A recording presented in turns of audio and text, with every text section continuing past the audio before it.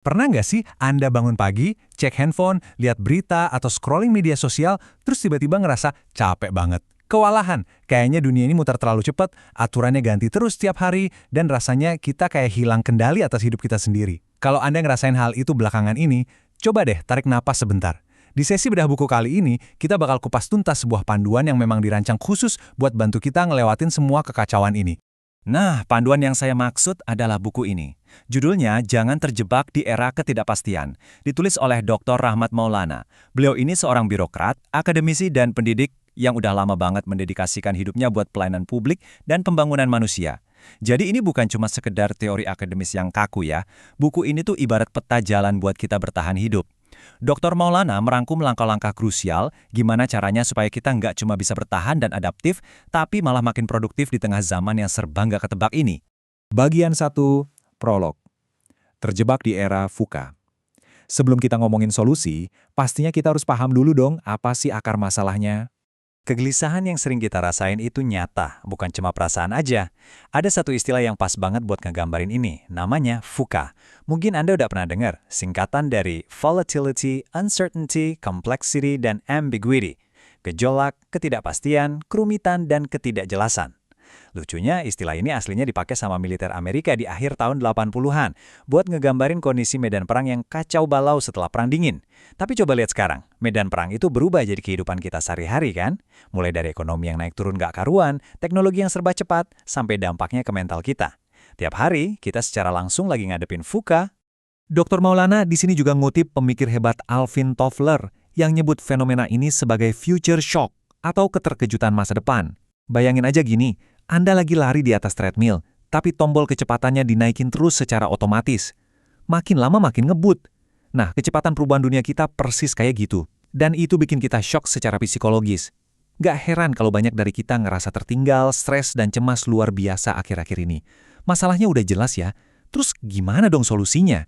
Kita masuk ke bagian 2, membangun ketahanan diri dan pola pikir atau mindset. Sekarang kita ganti gigi yuk.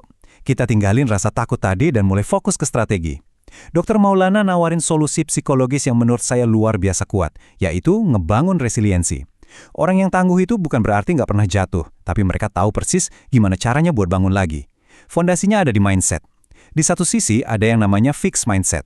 Orang dengan mindset ini biasanya takut banget sama perubahan dan ngelihat kegagalan seolah-olah itu akhir dari segalanya.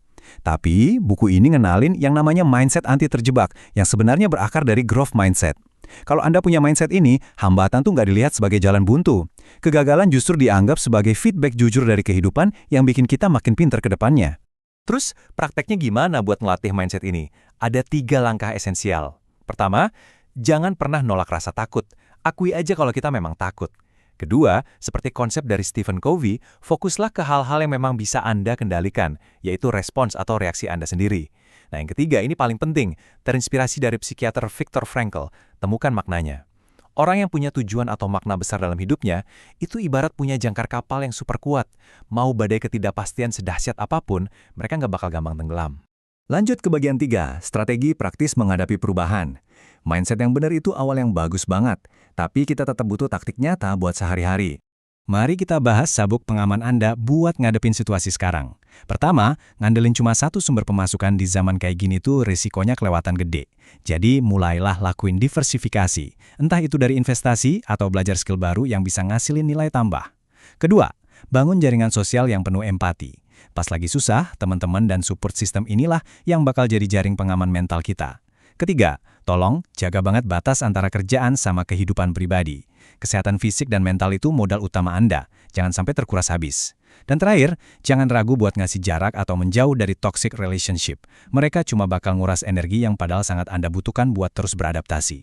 Nah, gimana kalau Anda harus ngambil keputusan yang susah? Buku ini punya satu prinsip tegas. Pakai data dan fakta, bukan sekedar intuisi atau feeling sesaat yang gampang banget dipengaruhi rasa panik. Ini yang disebut data-driven decision making.